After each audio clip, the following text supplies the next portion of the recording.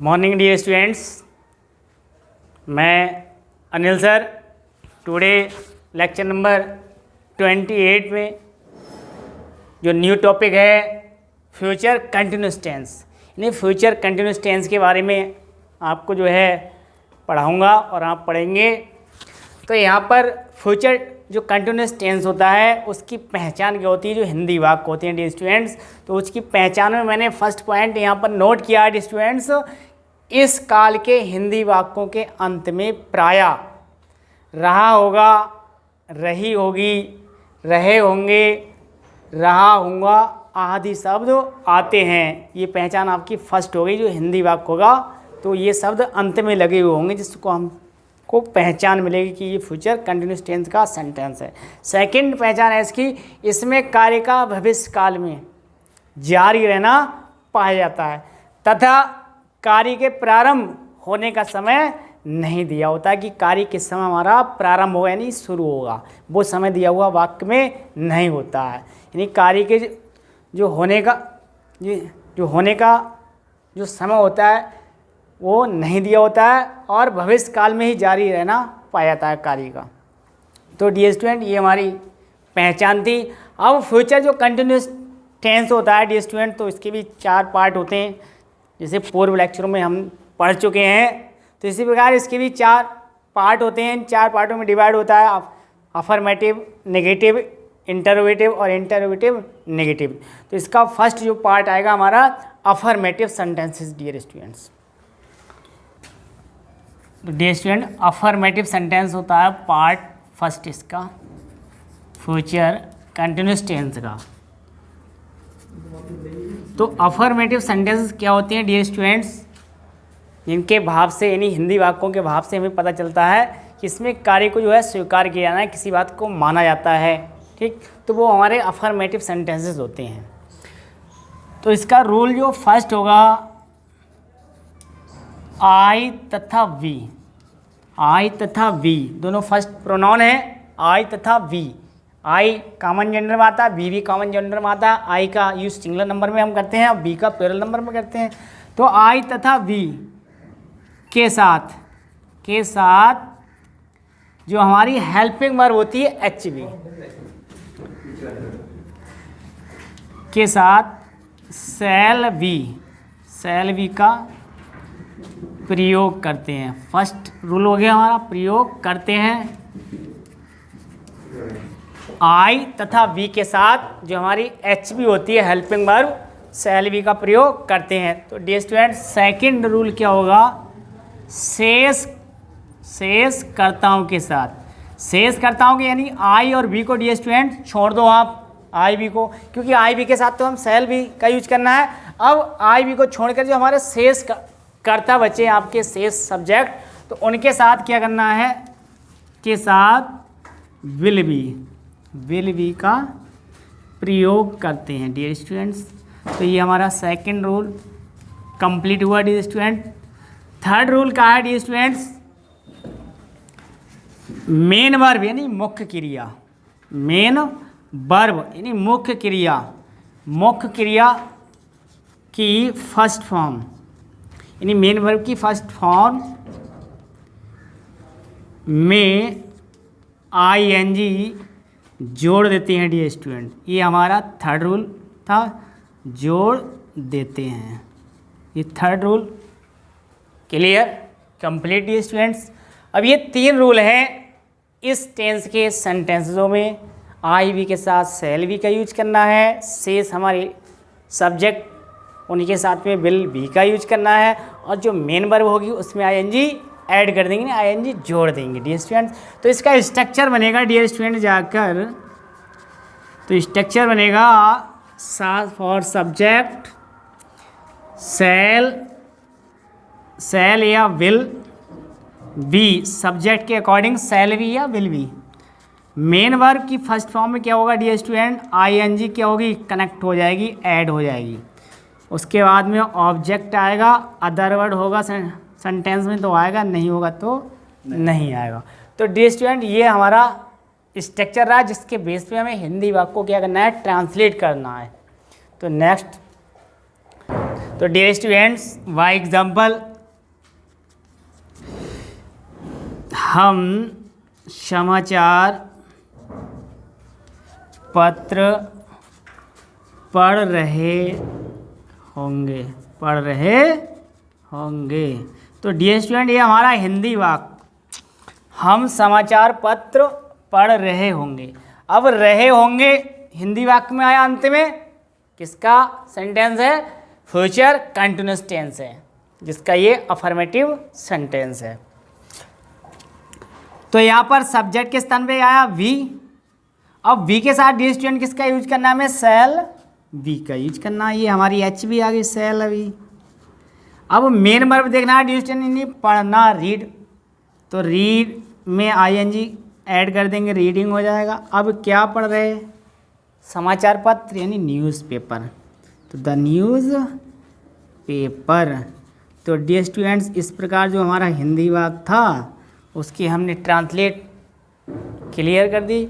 Next example, तुम कल इस समय फुटबॉल खेल रहे होंगे। ये हिंदी वाक्य था डियर स्टूडेंट्स। अब सब्जेक्ट में आया तुम, तो ये third person pronoun, second person pronoun है। अब इसके साथ हमें किसका यूज करना है? ये आई बी में तो है नहीं, तो अब यू है, तो इसके साथ हमें किसका यूज करना है? विल के साथ बी। अब मेन वर्ब खेलना, तो प्ले, तो प्ले में आईएनजी जोड़ देंगे, क्या हो जाएगा डियर स्टूडेंट? प्लेइंग। ऑब्जेक्ट क्या हमारा? फुटबॉल, पैरों से मारी जाने वाली गेंद होती है फुटबॉल। अब इस समय, तो एट दिस टाइम, इस समय। कब? एडवर्ब ऑफ टाइम दे रखा है कल, तो फ्यूचर टेंस में हम कल के लिए डी स्टूडेंट टुमारो का यूज करते हैं। तो यहाँ आएगा टुमारो। तो इस प्रकार से जो हमारा हिंदी वाक्य था डी स्टूडेंट्स, वो हमारा इट इज़ क्लियर। नेक्स्ट, तो डियर स्टूडेंट्स, ये अफर्मेटिव सेंटेंसेस के बारे में मैंने आपको पढ़ाया। अफर्मेटिव जो सेंटेंसेस होंगे उनमें आई वी के साथ हमें शैल बी और वर्ब आईएनजी का यूज़ करना है, और जो हमारे शेष सब्जेक्ट है उनमें आप विल बी का यूज करेंगे और मेन वर्ब की फर्स्ट फॉर्म में आईएनजी लगाएंगे। तो इसी बेस पे अगर एक्सरसाइज आपकी बुक में है दी हुई अफर्मेटिव सेंटेंसेस होगी, तो आप इसी बेस पे उनको जो है ट्रांसलेट कर लें। अब इसके बाद इसका पार्ट आता है डियर स्टूडेंट्स नेगेटिव सेंटेंसेस, यानी फ्यूचर कंटिन्यूअस टेंस का दूसरा जो पार्ट होता है, दूसरा जो प्रकार होता है, वो आता है नेगेटिव सेंटेंसेस। तो डियर स्टूडेंट्स, नेगेटिव सेंटेंसेस आते हैं इसके। नेगेटिव सेंटेंसेस वो वाक्य होते हैं हमारे हिंदी वाक्य जिनमें नहीं शब्द का यूज़ होता है या कभी नहीं शब्द का भी प्रयोग होता है। तो नेगेटिव सेंटेंस में डियर स्टूडेंट्स क्या करेंगे, डायरेक्ट मैं इसका स्ट्रक्चर दे रहा हूँ क्योंकि हिंदी वाक्य को तो हमें पता है जब उसमें नहीं होगा तो वो नेगेटिव होता है। तो स्ट्रक्चर इसका डियर स्टूडेंट बनेगा जाके सब्जेक्ट शैल या विल सब्जेक्ट के अकॉर्डिंग, उसके बाद में नॉट आएगा, उसके बाद में बी का यूज करेंगे हम। मेन वर्ब की फर्स्ट फॉर्म में डियर स्टूडेंट क्या करेंगे हम, आईएनजी कनेक्ट करेंगे ऑब्जेक्ट और अदर वर्ड। ये रहा आपका स्ट्रक्चर जिसके बेस पे आप हिंदी वाक्य की ट्रांसलेट करोगे। तो वाई एग्जाम्पल के द्वारा डियर स्टूडेंट्स, बे लड़के